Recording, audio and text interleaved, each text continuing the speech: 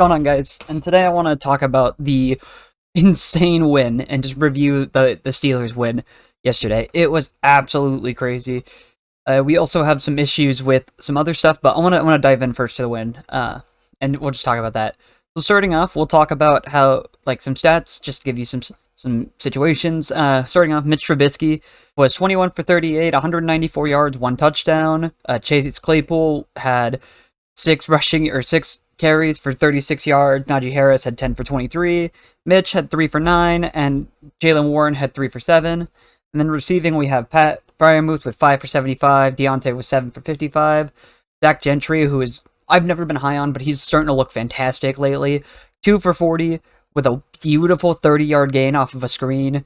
Chase Claypool, 4 for 18. Najee, 2 for 3, and a touchdown. George Pickens, 1 for 3. And this is where things get absolutely insane for the Steelers on defense. Starting off, we have Minkah Fitzpatrick, who led the team in tackles with 10 and an interception. Very first play was a pick six for Minkah. Miles Jack had 6 tackles. Alex Highsmith had 3 tackles. TJ Watt had 1 sack, 6 tackles, and an interception. Akilla Weatherspoon had 6 tackles, 1 interception. Alex Highsmith also had 3 sacks. Robert Spillane had 3 tackles and 1 sack. Arthur Moulette had a sack and 3 tackles. Cameron Sutton had an interception. Cameron Hayward had a sack. So if you take a look at those numbers, that's 7 sacks on Joe Burrow, who with an O-line that's supposed to be revamped. And I could just keep looking and looking and looking and going in. It's just crazy. Also, looking at the kick and punt returns, Gunnar Olszewski played really well in the kick return game, and I'm looking really excited for him. His kickoff returns, he only had 1 actual return for a single yard, so not too great. And then, most importantly, we're going to end off with Chris Boswell, the Steelers kicker. He had 3 field goals out of 4 attempts, with a 53-yarder being the long one. And then let's move on. We'll move on to the Bengals now. Joe Burrow, 33 for 53, 338 yards, 2 touchdowns, 4 interceptions. Joe Mixon, 27 carries for 82 yards. Joe Burrow, 6 for 47. Jamar Chase with an insane game. 10 receptions for 129 yards and a touchdown. Joe Mixon, 7 for 63. Tyler Boyd, 4 for 33. But if I remember correctly, he got hurt at the end of the game. But he also had a touchdown. T. Higgins, who did get hurt at the end of the half, 2 for 27. And Hayden Hurst for 5 for 46. And then defensively for the Bengals, they had 1 sack the entire day by B.J. Hill, if I'm looking correctly and reviewing. And yeah, they didn't really have anything too impressive. In the kicking game, though, this is where things get important. Evan McPherson was 2 for 3 on field goals and was 1 for 2 on extra points. And yeah, this game was just insane. From the beginning, when Joe Burrow's very first throw was intercepted and returned to the house by Minkah, game was insane. Steelers ended up leading the Bengals at halftime 17-6, and then in the third quarter ended up having them come back to and getting a 2-point conversion, and then ending with a touchdown with literally no time left on the clock, and all the Bengals had to do was kick the extra point and win, and then Minkah Fitzpatrick ended up blocking it, which was awesome, and sent the game to overtime. Yeah, this game was insane. I will fully say, coming out, I thought the Steelers were going to get blown out here. I was fully under the impression that the Steelers were going to get destroyed and that I was going to be very sad tomorrow and that this recap was going to be way different. I think that Mitch played very, very well for his first game as a Steeler. I would like to see him improve just a little bit. I would love George Pickens to also be involved a tiny bit, but I'm not sure that that's going to happen. But yeah, Steelers ended up winning with a final 2-second field goal. 2 seconds left in the game, otherwise they would have tied. And yeah, it was just crazy. But where do we go from here? We got to talk about the injuries.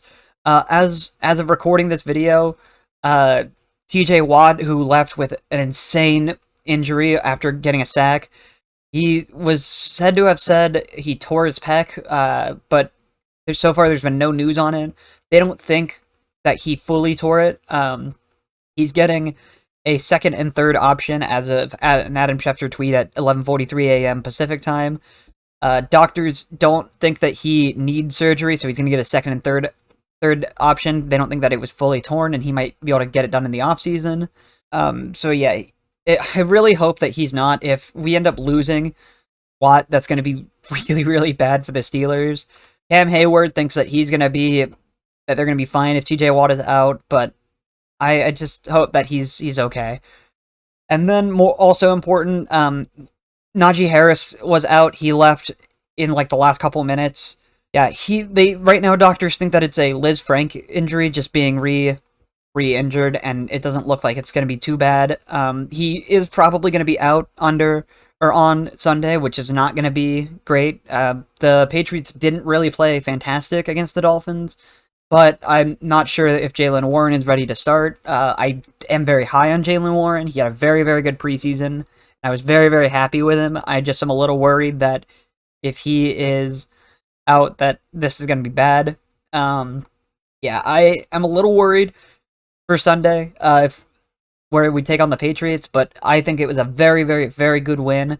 And Bengals fans, I don't know how many of you are going to be watching this or checking up on my news, but I wouldn't be worried. I think that the Steelers' defense has potential to be one of the best in the league this year. They looked fantastic. In fantasy, I believe they scored top 5 as well. Not that that really matters, but I am very, very confident in this team now, and it's actually going to change the way that I feel about the rest of the season. I think that this team will be either like right below 500 or they'll go 9-8. So they'll either be 8-9 or 9-8, or they'll make the playoffs. I don't see any other option, especially if that defense keeps playing. That being said, I don't think we'll have another game where we get 4 interceptions off a quarterback and 7 sacks.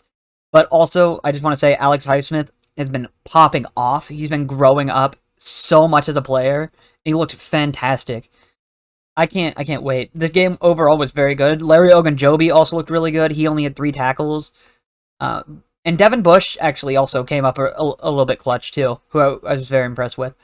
But if we're looking at like things overall, we have to stop the penalties. Minka had 2 huge penalties that almost ruined the game for him. One, I'm not sure if it was all his fault. They called it unnecessary roughness, but like he was going for the player to stop it and couldn't stop the tackle. I don't know. Overall, I just want to talk about the win of the Steelers. It was a very, very good win. I'm very, very impressed with how this happened, and I'm actually extremely shocked, and I can't wait to watch them play the Patriots on Sunday. And just for anyone who keeps watching, I'm going to be doing my recaps of the games. Probably the next day they'll be uploaded. With work, I work on Sundays, so I will not be able to do it on Sundays nights like I would like. So I'll probably just have to redo it on the next morning. And yeah, that's going to be all I got for this video, guys. Take it easy.